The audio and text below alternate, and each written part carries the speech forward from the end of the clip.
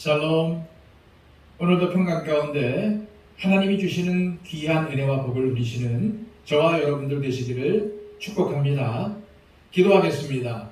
아버지 하나님, 오늘도 귀한 하루를 주셔서 하나님 앞에 예배로 이 하루를 시작하게 하시면 감사합니다.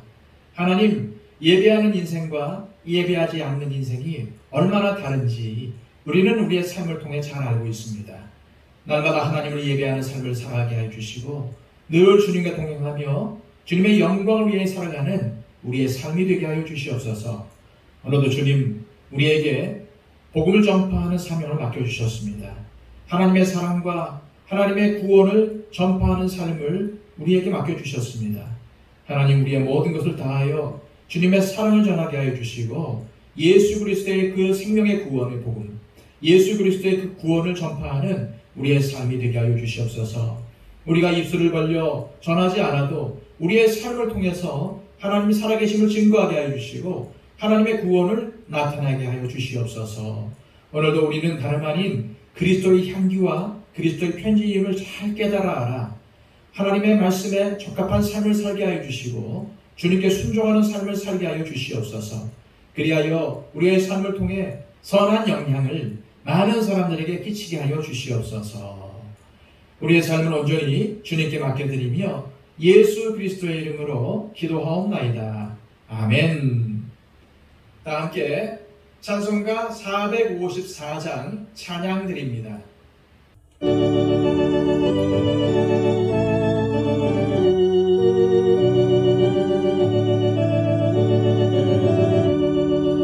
주와 같이 되기를 내가 항상 원하니 온유하고 겸손한 주의 마음 주소서.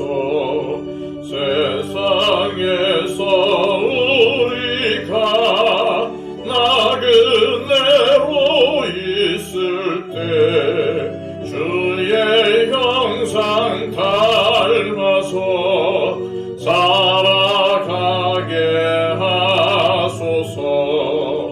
비록 작은 새라도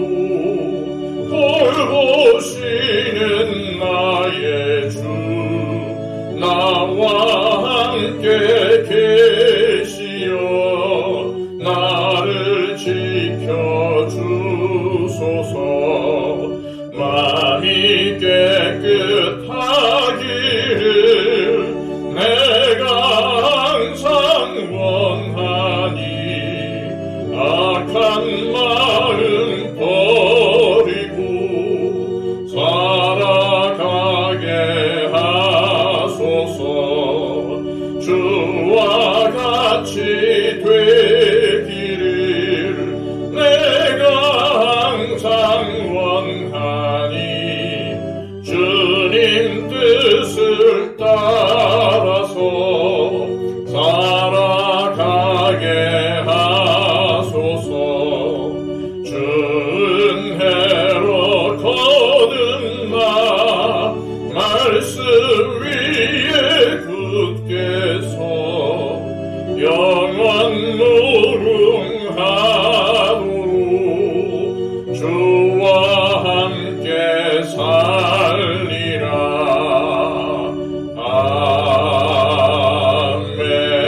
아멘.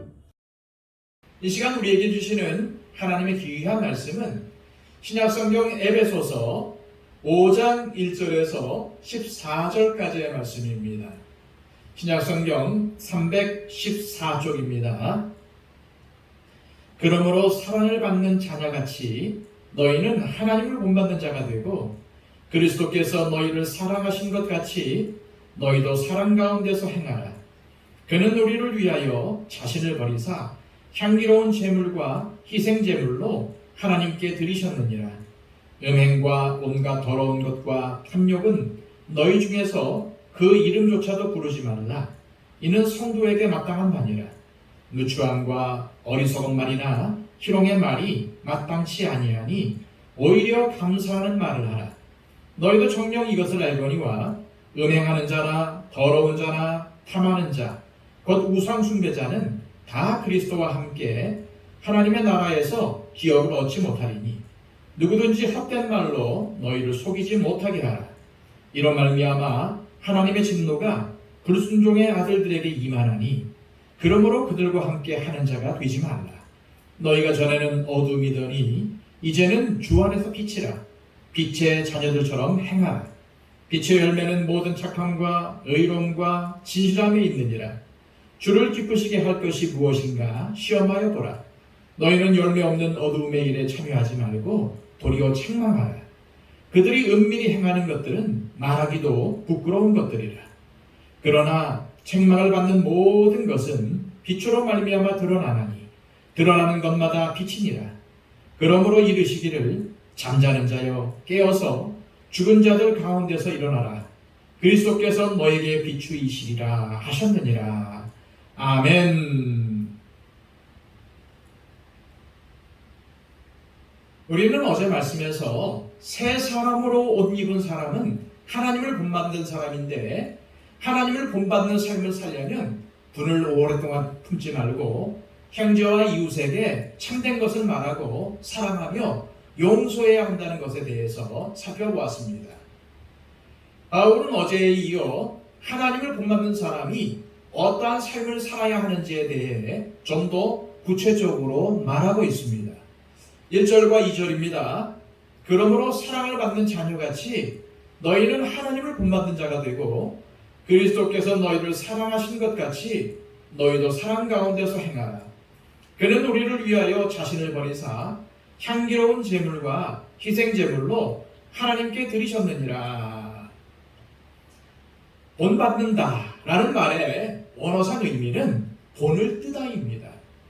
그래서 너희는 하나님을 본받는 자가 되고, 이것을 원어의 의미를 살려서 번역하면은 너희는 하나님의 붕어빵이 되고 라고 할 수 있습니다. 바울은 오늘 말씀을 통해서 하나님을 본받는 것이 구체적으로 그리스도께서 우리를 사랑하신 것처럼 우리도 서로 사랑 가운데 행하는 것이라고 가르치고 있습니다. 예수님은 요한복음 13장 34절에서 내가 너희를 사랑하는 것 같이 너희도 서로 사랑하라 고 말씀하셨습니다.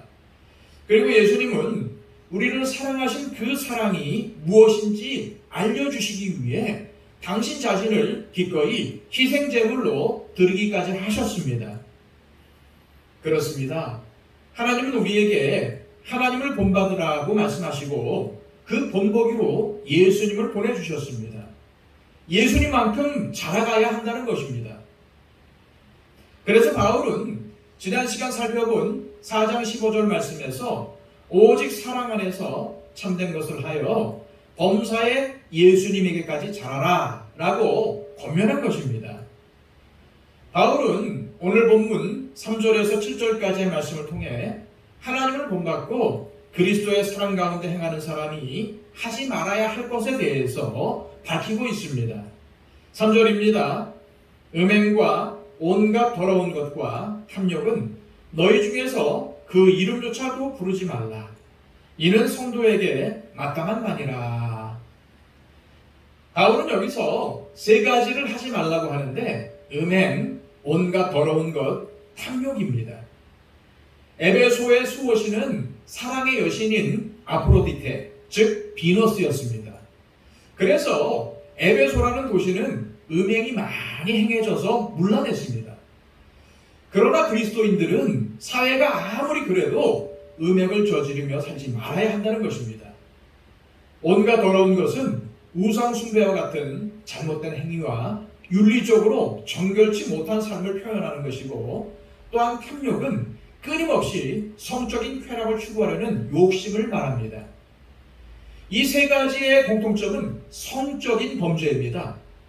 당시 사람들에게는 관행이며 일반적이라도 하나님을 본받는 그리스도인은 다르게 살아야 한다는 의미입니다.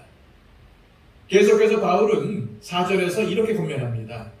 누추함과 어리석은 말이나 희롱의 말이 마땅치 아니하니 오히려 감사하는 말을 하라. 이 4절은 전부 언어 생활과 관련이 있습니다. 누추함은 입에 올리기 어려울 정도의 속되고 더러운 말입니다. 또한 어리석은 말은 사람들에게 상처를 주거나 별 도움이 되지 않는 말을 의미하고, 희롱의 말은 외설스럽거나 상스러운 농담을 말합니다. 우리가 거듭난 그리스도인이 되고 하나님을 본받으려고 할 때에 가장 먼저 나타나는 변화가 언어 생활의 변화입니다. 하나님을 본받는 사람들에게 언어의 변화는 당연한 결과입니다. 5절입니다.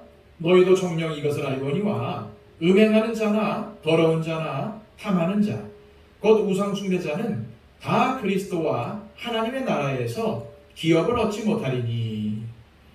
음행, 더러운 것, 탐욕은 이미 3절에서 언급이 되었습니다.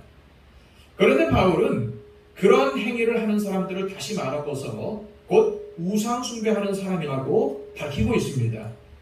당시 에베소의 아프로디테, 즉 비너스 신전에는 여성 제사장들이 많았는데 그들은 다 매춘을 했습니다.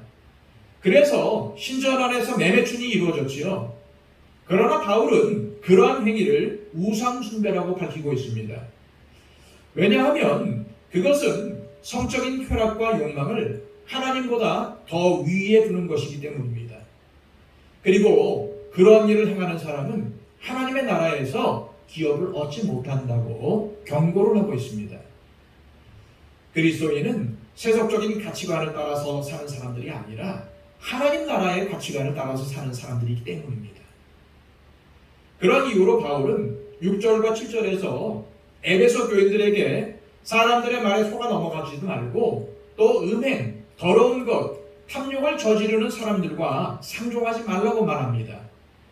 왜냐하면 그러한 악한 일을 저지르며 사는 사람들은 자신만 그렇게 사는 것에 만족하지 않고 다른 사람들도 자신과 같이 살도록 만들기 때문입니다. 그러므로 우리는 오늘도 사람들을 잘 가려서 교제해야 합니다. 자, 3절에서 7절까지의 말씀에서 하나님을 본받는 자가 하지 말아야 할 것에 대해서 권면한 바울은 8절과 9절에서는 행해야 할 것에 대해서 말합니다. 먼저 8절입니다. 너희가 전에는 어둠이더니 이제는 주 안에서 빛이라. 빛의 자녀들처럼 행하라. 바울은 전에는 우리가 어둠이었다고 말합니다. 그런데 이제는 우리가 빛이 되었다고 밝히고 있죠. 하지만 우리가 반드시 명심해야 하는 것은 우리가 비친 것은 틀림이 없는데 주 안에서 빛이라는 사실입니다. 이 말은 우리가 주님을 떠나면 더 이상 빛이 아니라는 말입니다. 그래서 우리는 빛으로 살기 위해서 빛이신 주님을 떠나서는 안 되며 주님의 말씀에 순종하며 살아가야 합니다. 바울은 계속해서 빛으로 산다는 것이 구체적으로 무엇인지에 대해서 말하고 있습니다. 9절입니다. 빛의 열매는 모든 착함과 의로움과 진실함에 있느니라. 바울은 빛의 열매를 세 가지로 말하는데 착함, 의로움, 진실함입니다. 착함은 하나님께서 우리를 은혜와 긍휼, 오래 참으심 등으로 대하시는 것처럼 우리도 하나님을 본받아 그렇게 사람을 대하는 것입니다. 의로움은 하나님의 올바름을 본받아 우리도 모든 일에 올바르게 행하는 것입니다. 진실함은 겉과 속이 다르지 않은 일관됨을 의미합니다. 우리가 진실하기 위해서는 항상 하나님과 하나님의 말씀에 우리 자신을 비추어 보아야 합니다. 바울은 하나님을 본받는 사람들의 목표를 10절에서 주님을 기쁘시게 하는 것이라고 밝히고 있습니다. 우리 그리스도인들은 주님께서 기뻐하시는 것은 내게 손해가 되더라도 하지 않는 사람이고 주님께서 기뻐하시지 않는 것이라면 내게 이익이 되더라도 하지 않는 사람입니다. 고구마나 감자를 찔 때에 젓가락으로 찔러서 익었는지를 확인하는 것처럼 우리는 주님을 기쁘시게 하는 삶을 살고 있는지 날마다 자신을 확인해 보라고 바울은 말하고 있습니다. 하나님은 우리 그리스도인들에게 열매를 맺으라고 하십니다. 그런데 바울은 11절에서 어둠의 일은 열매가 없으니 어둠의 일에 참여하지 말고 도리어 책망하라고 권면하고 있습니다. 왜 그렇습니까? 바울은 그 이유를 12절에서 밝힙니다. 어둠의 일의 결과는 언제나 부끄러움이기 때문입니다. 어둠의 일이 아무리 매력적이고 재미있게 보여도 그 길을 따르는 것보다 빛에 거하는 것이 하나님을 본받는 것이고 삶의 지혜라는 사실을 명심하시기를 바랍니다. 이 시간 기도하실 때 하나님, 전에 어둠이었던 우리를 오래 참아주시고 이제 빛의 자녀로 하나님을 본받는 사람으로 불러주셔서 감사합니다. 매 순간 우리의 삶이 하나님을 기쁘시게 하고 있는지 확인하게 하시고 열매 없는 어둠의 일에 미련을 두는 어리석음을 범하지 않게 하여 주옵소서. 그러기 위해선 욕망이나 세속적인 가치관이 우리를 이끌어가지 않게 하시고 하나님과 하나님의 말씀에 이끌리는 삶을 살게 하소서. 그리하여 오늘 하루 우리의 삶을 통해 모든 착함과 의로움과 진실함의 열매가 맺어지게 하옵소서. 기도하시기를 바랍니다. 그리고 우리의 중보가 필요한 모든 분들을 위해서 기도해 주시기 바랍니다. 기도하겠습니다.